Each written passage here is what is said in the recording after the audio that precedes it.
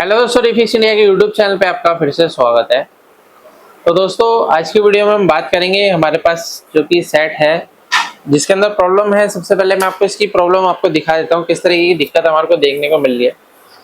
यहाँ पे देखेंगे तो पैनल के अंदर देखिए, यहाँ पे हमारे को एक तो लाइनिंग नज़र आ रही है काफ़ी बारीक, और ये जो पैनल है हमारा, ये देख सकते हैं आप, ओवर ब्राइटनेस में ये जा रहा है पैनल। तो ओवर ब्राइटनेस की जो कंडीशन होती है दोस्तों, तो ये अगर आप यहाँ पे देखेंगे तो ज़्यादातर ये जो प्रॉब्लम होती है हमारी गामा सर्किट से हमारे को देखने को मिलती है।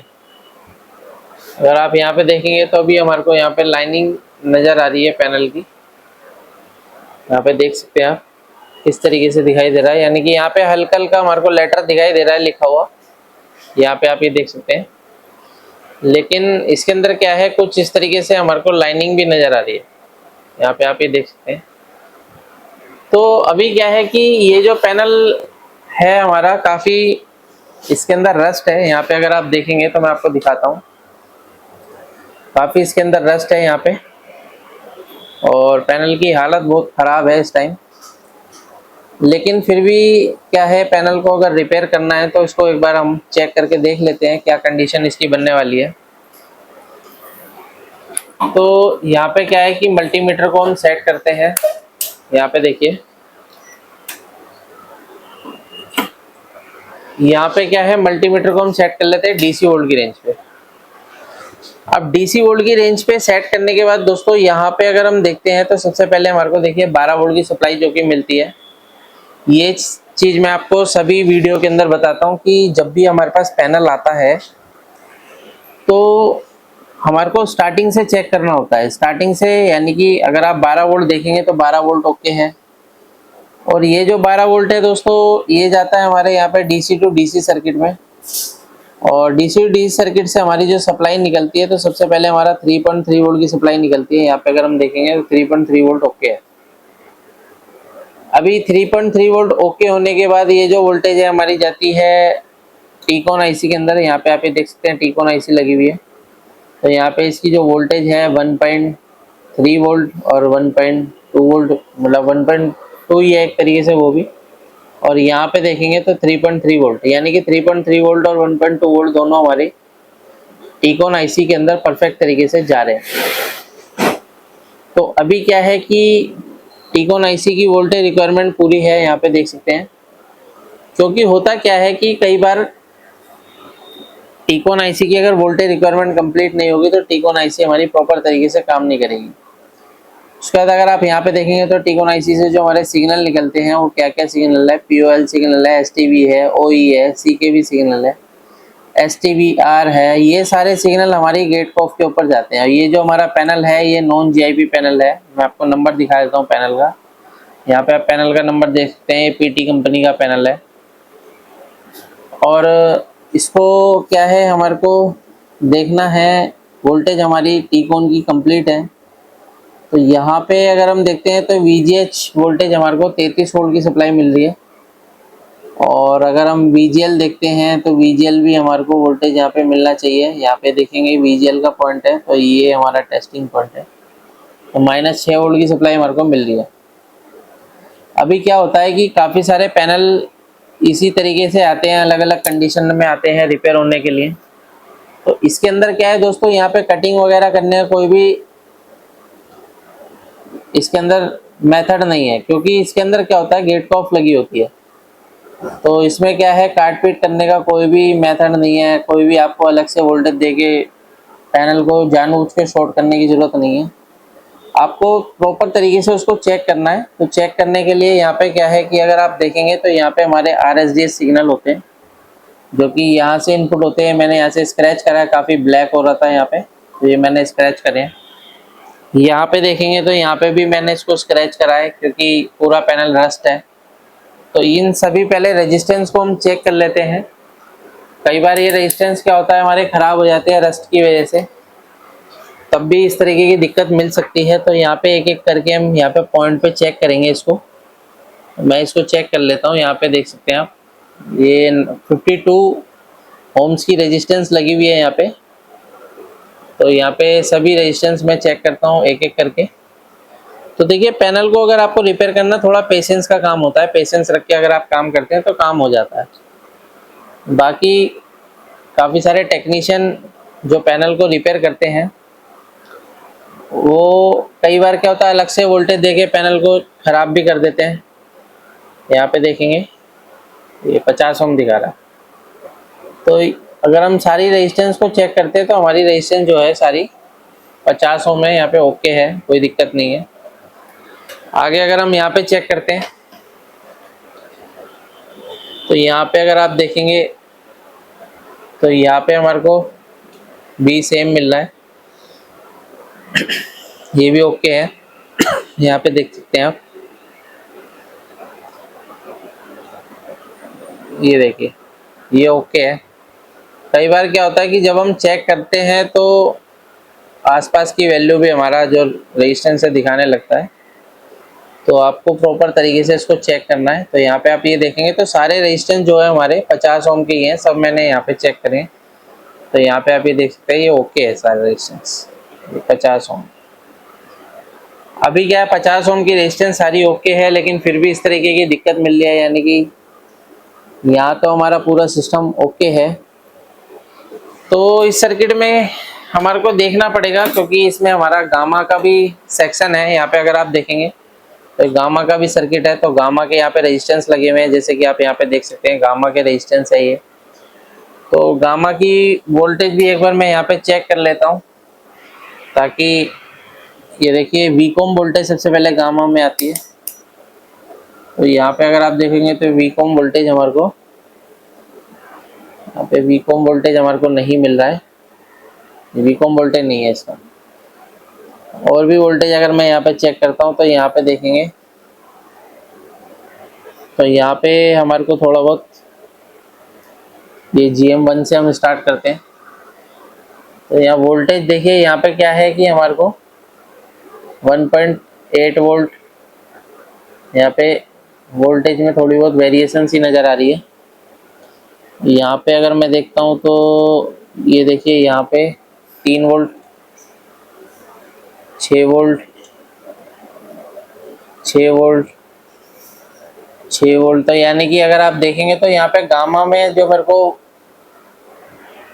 वोल्टेज मिल रही है वो एबनॉर्मल वोल्टेज मिल रही है। एबनॉर्मल का मतलब ये है कि भाई वोल्टेज हमारे को प्रॉपर तरीके से यहाँ पे नहीं मिल रही है।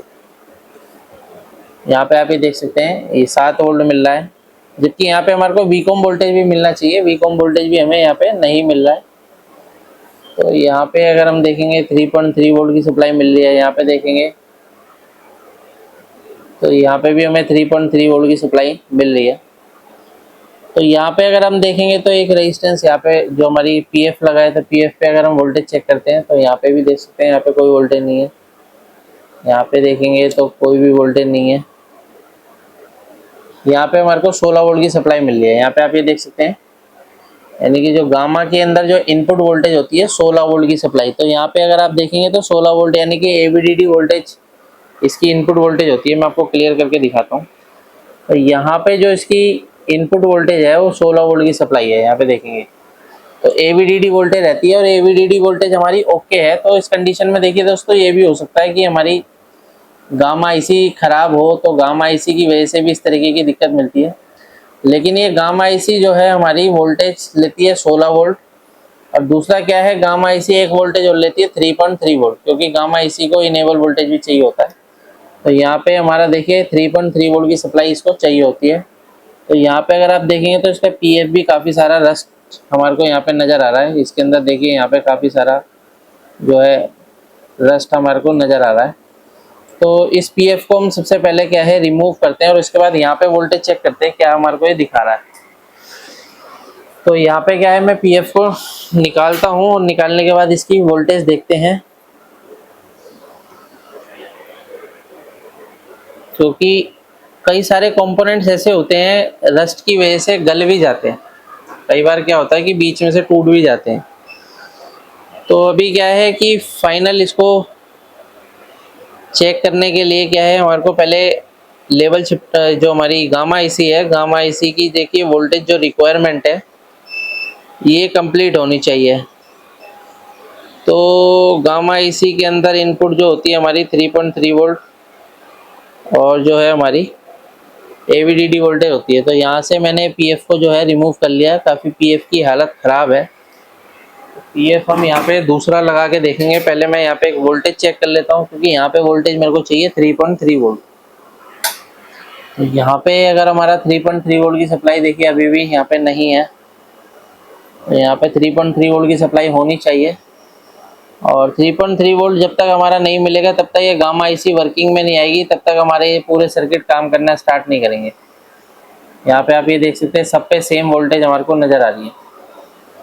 तो अगर हम देखते हैं 3.3 वोल्ट कहीं से आसपास में से उठा के थोड़ा सा इसमें ये भी देख लेते हैं कहीं पे शॉर्टिंग तो नहीं है, गर्म तो नहीं हो रहा है। यहाँ पे देखते हैं 16 वोल्ट की सप्लाई मिल रही है, और देखते हैं यहाँ पे 3.3 वोल्ट की सप्लाई हमारे को यहाँ पे मिल रहा है। तो अभी यहाँ पे अगर 3.3 वोल्ट मिल रहा है तो यहाँ से 3.3 वोल्ट लेकर देखते हैं एक बार। और पहले मैं ये देख लेता हूँ कि ये जो 3.3 वोल्ट की सप्लाई है मेरी वो बक कन्वर्टर से ही आ रही है, क्योंकि कई बार क्या होता है कि हम यहाँ से वोल्टेज उठाते हैं तो वोल्टेज ड्रॉप हो जाती है। तो बक कन्वर्टर से पहले मैं चेक कर लेता हूँ कि ये जो वोल्टेज हमारी बक कन्वर्टर से ही आ रही है या नहीं आ रही है। तो यहाँ पे अगर हम देखेंगे तो ये बक कन्वर्टर से आ रही है, और कहीं ना कहीं इसके बीच में रेजिस्टेंस वगैरह भी है 10 ohms की। तो यानी कि यहाँ से हम वोल्टेज उठा सकते हैं। तो यहाँ पे वोल्टेज उठाने के लिए दोस्तों सबसे पहले हम यहाँ पे देखते हैं एक वायर का सहारा लेके, ताकि पैनल को देखिए रिपेयर करने के लिए क्या होता है ना कि हमारे को कंप्लीट तरीके से हमारे को इसको चेक करना होता है। और कई सारे बंदे क्या काम करते हैं, सीधा CKV के पीछे भागते हैं।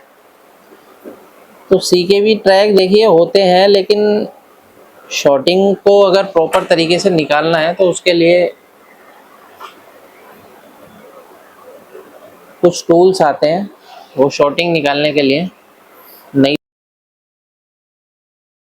खराब कर देते हैं, ठीक करने की जगह खराब कर देंगे। तो यहाँ पे मैं इसको पहले 3.3 वोल्ट दे के देखूँगा। अगर ये बन जाता है तब हम यहाँ पे क्या है पीएफ बाद में लगाएंगे।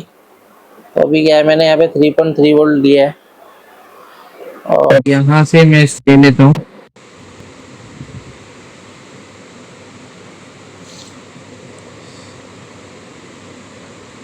पैनल को रिपेयर करने की अगर आपको इच्छा है सीखने की तो आप हमारे ट्रेनिंग भी ले सकते हैं। अभी हमारी ट्रेनिंग नया बैच स्टार्ट होने वाला है, तो आप उसमें ट्रेनिंग ले सकते हैं। पूरी तरीके से प्रैक्टिकली ट्रेनिंग रहती है हमारे सर्विस सेंटर में, जहाँ पे पूरा कस्टमर से आता है। तो यहाँ पे आप ये देख सकते हैं। अभी हम यहाँ पे वोल्टेज चेक करते हैं दोबारा से और देखते हैं। ये थोड़ा सा एक्सपेरिमेंट टाइप का है, तो यहाँ पे एक्सपेरिमेंट हम करके देख लेते हैं। यहाँ पे मल्टीमीटर को मैं सेट कर लेता हूँ वोल्टेज रेंज पे। यहाँ पे देखेंगे अभी हमारा 3.3 वोल्ट की सप्लाई आ रही है,